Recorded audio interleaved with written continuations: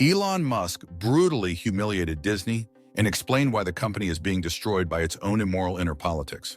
According to Musk, the latest scandalous lawsuit, where a Disney executive exposes behind-the-scenes procedures of Disney's disgusting inner politics, is just the tip of the iceberg. What's even worse is that Disney seems to have a problem within its own house, as it faces a lawsuit from investors who feel betrayed, while the public watches and Disney's public image worsens by the day, and which expose terrible things that Disney as a company has done. So let's explain everything.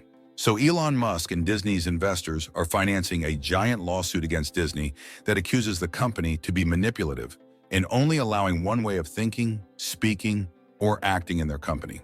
Anywhere you look in the company, Disney is collapsing, and it seems like every day it is getting worse.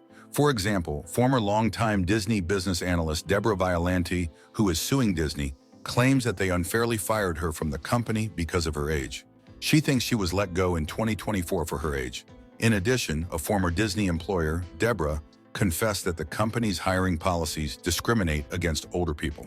And Michael Giordano, a senior vice president at Disney, has recently taken a leave of absence following a controversy of Disney's hiring practices. But the situation is even worse. Elon Musk is not directly involved in the case, but he is funding it to support free speech. And Musk responded to this situation by saying that how Bob managed Disney and the things he does behind the scenes are very bad for the USA. However, Bob Iger had a surprising view about Musk. Bob, in an interview with Bloomberg about his investments in climate technology, said that he has nothing against Musk. And Musk responded to the situation by tweeting, "Disney CEO should be fired immediately. Crazy that Disney has to be sued to stop this terrible behavior. Walt Disney is turning in his grave faster than a drill bit." But why does Musk think like this? Well, Disney is facing several lawsuits right now. One of the more notable cases is that of Deborah Violanti, a former business analyst who claims Disney wrongfully terminated her based on her age and medical condition. Violanti alleges that despite Disney framing her dismissal as part of a broader mass layoff in 2023, her forced retirement was actually driven by age discrimination. The case has highlighted concerns about how Disney treats its older employees, especially those with health-related issues, raising broader questions about ageism within the company. In addition to Violanti's case, Disney is also caught in a legal battle over its intellectual property. The estate of Jack Kirby, one of the creators behind Marvel's biggest superheroes, has been challenging Disney's rights over iconic characters like Spider-Man and Iron Man.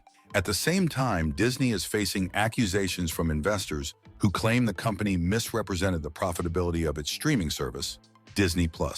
These lawsuits add to the company's growing list of legal challenges, covering everything from employment disputes to complex copyright issues, demonstrating the wide-ranging pressures Disney faces in the corporate world. And those are just a few examples, because the situation for Disney is so much worse. Because everywhere you look, it seems like everyone is suing Disney. There are too many new lawsuits, and Disney is fighting to avoid billions of dollars in fines. And these problems and lawsuits that lead to this collapse of Disney is not new. And these lawsuits are varied. Some of them are surprising, some of them are just weird, and some of them make you really concerned about what is going on in the company. But it's like Disney has problems from any possible direction that Bob Iger can imagine. And everything started 4 years ago. In 2019, attorney Ben Crump filed a lawsuit against the Walt Disney Company and the Orange County Sheriff on behalf of Hester Burkhalter, a 69-year-old woman from North Carolina, and her family. In 2019, she was arrested at Disney World for carrying CBD oil, a legal cannabis-derived product used to reduce inflammation. The lawsuit, filed in the Circuit Court of Orange County, claimed that Burkhalter was wrongfully detained and her civil rights were violated. Crump sought $6 million in compensation and $12 million in punitive damages for her, along with additional compensation for her family. The complaint detailed how Burkhalter, a great-grandmother, was wrongfully treated as a drug felon. She was detained and strip-searched for possessing doctor-recommended CBD oil to treat her severe arthritis pain. The lawsuit described how Burkhalter endured harsh treatment instead of a pleasant vacation. Although it was initially filed after her 2019 arrest, legal proceedings have continued for several years. The case was escalated to federal court, and as of the most recent reports, the lawsuit has not yet reached a final resolution. And in the last few years, this situation got even worse. For example, in 2023, Disney's stock was at its lowest in almost 10 years, and the company faced a new lawsuit. The lawsuit claimed that Disney misled investors by hiding the true costs of running Disney+.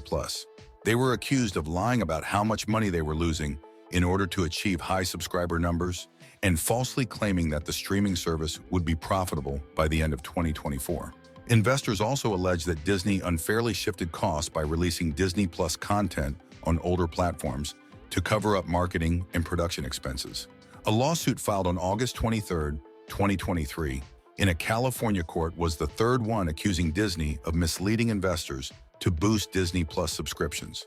The company also faced a similar lawsuit about shifting costs within its streaming division and was accused of blocking a deal between TSG Entertainment Finance and 20th Century Studios, which Disney owns, to make Disney+ appear more successful and raise its stock price.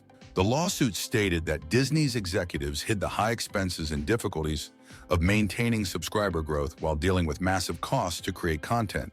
To cover up the losses, former CEO Bob Chapek, along with Kareem Daniel and former CFO Christine McCarthy, aired shows like The Mysterious Benedict Society and Doogie Kamealoha Maryland, originally intended for Disney+ on the Disney Channel to make the streaming service appear more successful than it was.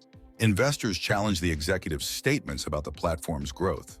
For example, in December 2020, Chapek said that Disney+ had exceeded expectations with 86.8 million subscribers, and that its success had boosted confidence in Disney's shift towards a direct-to-consumer model.